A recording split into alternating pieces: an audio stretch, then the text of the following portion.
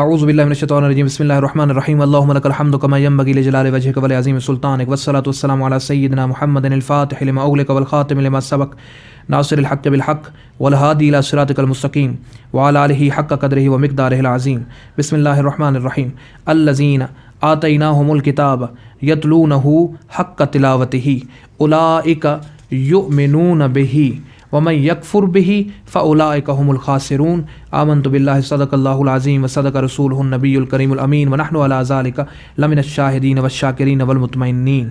ناصر صاحب، جو آپ نے تلاوت فرمایا اس کا معنی کیا ہے؟ اس کا معنی اب دیکھیے، میں پچھلی آیت میں کیا کہہ رہا تھا کہ آیت نازل کس کے لیے ہوئی؟ آیت نازل کس پر ہوئی؟ نبی پاک علیہ السلام پر، اور اس میں مراد اور اس میں حکم کس کو دیا جا رہا ہے؟ ہم کو۔ اس لیے اس اگلی آیت میں اللہ تعالیٰ ان لوگوں کا تذکرہ کر رہا ہے جو قرآن پڑھتے ہیں، اور یہ اس بات کی دلیل ہے کہ یہ اصل میں نبی پاک علیہ السلام کو حکم نہیں تھا کہ آپ نے اگر ملت کی اتباع کی، یہودیوں اور نصرانیوں کی ملت کی، ٹھیک ہے، تو آپ سے حمایت ہٹ جائے گی، کیونکہ اللہ کے رسول ایسا کرنے والے کبھی بھی نہیں تھے، ٹھیک ہے۔ تو یہ حکم تھا کس کے لیے؟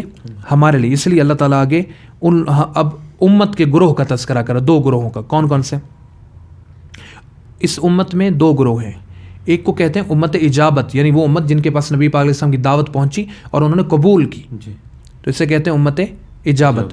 اور اسی امت میں دوسرا گروہ بھی موجود ہے جو امت انکار ہے، جنہوں نے نبی پاک علیہ السلام کے ان کے پاس تعلیم پہنچی تو انہوں نے انکار کر دیا۔ اب اس میں پہلے امت اجابت کا تذکرہ ہے، اور ان میں بھی پھر جو لوگ قرآن پڑھتے ہیں اور غور کرتے ہیں ان کے بارے میں اللہ تعالیٰ فرماتے ہیں الذین آتیناہم الکتاب، وہ لوگ جن کو ہم نے کتاب عطا کی یا جن کو ہم نے قرآن مجید دیا، یتلونہ، وہ اس کی تلاوت کرتے ہیں، تھوڑی بہت نہیں، حق کا تلاوت ہی، جیسا اس کی تلاوت کرنے کا حق ہے ویسی اس کی تلاوت کرتے ہیں۔ اولئک، وہی لوگ، یؤمنون بہ، اس پر ایمان لانے والے بھی ہیں، ومن یکفر بہ، اور جس نے اس کا انکار کیا۔ اب یہ امت انکار کا تذکرہ آ گیا۔ ومن یکفر بہ، جس نے اس کا انکار کیا، فاولئک هم الخاسرون، تو وہی گروہ کیا ہے؟ خسران اور نقصان والا ہے، ٹھیک ہے۔ یہ اس کا ترجمہ ہے۔ اس کی وضاحت کیا ہے اور اس میں ہمارے لیے کیا کیا پیغامات ہیں؟ دیکھیں، پہلا پیغام تو یہی ہو گیا نا کہ اس کی وضاحت ہو گئی۔ پچھلی آیت میں جو اللہ تعالیٰ نے فرمایا کہ اے حبیب، اگر آپ نے ملت نصارہ اور یہود کی اتباع کی تو آپ سے اللہ تعالیٰ کی حمایت اور اللہ تعالیٰ کی مدد آپ سے ہٹ جائے گی۔ لیکن پھر کیا فرماتا آگے؟ تذکرہ کرتا الذین، جن لوگوں کو کتاب دی گئی ہے وہ اس کی ویسی تلاوت کرتے ہیں جیسا تلاوت کرنے کا حق ہے، ٹھیک ہے۔ تو یہاں ظاہری بات ہے، بالکل کلیئر بات، قرآن کی تلاوت کا حق ادا نہیں کیا جا سکتا، ٹھیک ہے۔ یہ تفصیلی تفسیر میں آئے گا کہ قرآن کی تلاوت کتنے طریقوں سے کی جاتی، ٹھیک ہے، اور ایک عام مومن سے لے کر، ٹھیک ہے، اور ایک عام مومن سے لے کر اصحاب رسول تک تلاوت کے کیا طریقے ہیں اور کیسے عجب العجائب قسم کے ان کے طریقے، ٹھیک ہے نا۔ تو اس کا حق نہیں ادا کیا جا سکتا۔ تو یہاں مراد ہے کثرت سے تلاوت کرتے ہیں، اس کو دن رات ملحوظ رکھتے ہیں، اس پہ عمل کرتے ہیں، اس کے ساتھ اخلاص رکھتے ہیں، اور اپنے باطن میں، دل کے اندر بھی اسے تسلیم کرتے ہیں۔ تو یہ چیزیں مراد ہیں یہاں پہ کہ جن کو اللہ نے کتاب عطا کی وہ اس کی ویسی تلاوت کرتے ہیں جیسا تلاوت کرنے کا حق ہے، اور یہی لوگ ہیں جو اس پر ایمان رکھتے ہیں۔ یعنی کتاب مجید پر ایمان رکھنے کی پہچان اللہ نے کیا بیان کی کہ وہ آدمی اس پہ ایمان رکھتا ہے جو اسے کثرت سے پڑھتا ہے، دل سے اسے تسلیم کرتا ہے اور اس پہ عمل کرتا ہے، ٹھیک ہے۔ جیسا اس کی تلاوت کا حق ہے ویسی اس کی تلاوت کرتا ہے۔ اس کا ایمان کیا ہے؟ کامل ایمان ہے۔ یہی ہیں جن کا ایمان کامل ہے۔ اولئک یؤمنون بہ، وہی ہیں جو اس پر کامل ایمان رکھتے ہیں، اور جو اسے پڑھتے تو ہیں مگر اس پر عمل نہیں کرتے، یا پڑھتے ہی نہیں ہیں، یا پڑھتے تو اخلاص کے ساتھ نہیں پڑھتے، ٹھیک ہے۔ تو ان لوگوں کا ایمان کامل نہیں ہے۔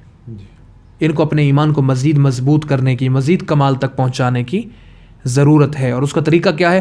قرآن کی تلاوت کی جائے کثرت سے۔ اور اس آیت میں وہی جواب آ گیا جو میرے خیال میں کوئی 60-70 سوالوں کے جواب میں نے تمہیں ایک ہی جواب دیا کہ قرآن کی تلاوت اور قرآن کی تلاوت اور قرآن کی تلاوت، اور یہی جواب آ گیا، ٹھیک ہے۔ کہ جن کو کتاب دی وہ کثرت سے اس کی تلاوت کرتے ہیں، حق کا تلاوت ہے اس کی تلاوت کا حق ادا کرتے ہیں، یعنی کثرت سے پڑھتے ہیں، اس پہ عمل کرتے ہیں، اس عمل میں وہ اخلاص رکھتے ہیں اور اس پہ یقین رکھتے ہیں، ٹھیک ہے۔ اور جب یہ سارے کام ان کے ساتھ آپ تلاوت کریں گے تو اولئک یؤمنون بہ، وہی لوگ ہیں جن کا ایمان کامل ہے۔ تو یقین کی کنجی کیا ہوئی؟ کتاب مجید کی تلاوت، اس پر عمل، عمل میں اخلاص، اخلاص میں یقین، ٹھیک ہے نا۔ اور یہ سب علیحدہ میں فیزز نہیں بیان کر رہے، ایک کے پیچھے ایک اور دوسرے کے پیچھے دوسرا، تیسرے کے پیچھے تیسرا، اس طرح سب ایک دوسرے کے آگے پیچھے، سب ایک دوسرے پر بنیادیں ہیں، ٹھیک ہے نا۔ تلاوت کی بنیاد پر عمل ہوتا ہے، ٹھیک ہے۔ اور جب آپ عمل کرتے ہیں تو آپ کو اخلاص ملتا ہے، اخلاص جب ملتا ہے تو آپ یقین کرتے ہیں، ٹھیک ہے۔ تو یہ اس طرح ایک مدارج کا ہے۔ تو اور پھر دوسرا گروہ وَمَن یکفر بہ، جس نے اس کے ساتھ کفر کیا، فَأُولَٰئِکَ هُمُ الْخَاسِرُونَ، وہی ہیں جو نقصان اٹھانے والے ہیں۔ کیونکہ سادہ بات ہے یار، جس کے گھر میں خزانہ ہے اور وہ اس خزانے سے فائدہ نہیں اٹھاتا بلکہ کہتا نہیں ہے ہی نہیں، تو وہ خزانے سے فائدہ اٹھانے سے ہی محروم رہ جائے، ٹھیک ہے نا۔ اور آخرت کا عذاب علیحدہ ہے، اور دنیا میں اس کتاب کے اندر جو علوم ہے ان سے محروم رہ گئے وہ علیحدہ ہے۔ اور ابھی یہ کیونکہ ہمارا سلسلہ ایسا کہ ہم اسے پہلے قرآن کے متن کے جو معنی ہیں وہ ہم بیان کر رہے ہیں، تو ابھی اس کے اندر جو علوم ہے وہ جب ہم بیان کریں گے تو پھر دیکھنا کہ کیا کیا علوم اس کے اندر ہیں، اور نہ پڑھنے والا کن علوم سے محروم ہو جاتا ہے، اور انکار کرنے والا کیسی حقیقتوں کا انکار کر رہا ہوتا ہے۔ اللہ تعالی ہمیں ہمارے دلوں کو انکار سے محفوظ فرمائے، ہمارے دلوں کو ایسا بنائے کہ ہم اس کتاب مجید پہ راسخ ترین یقین رکھیں اور اس کی تلاوت کا ویسا حق ادا کریں جتنا بشریت کی طاقت میں ہے، اور اللہ تعالیٰ اس کے ظاہر سے ہمارے ظاہر کو، اس کے باطن سے ہمارے باطن کو، اس کی حقیقتوں سے ہمارے حقائق کو منور فرمائے۔ وآخر دعوانا الحمد للہ رب العالمین۔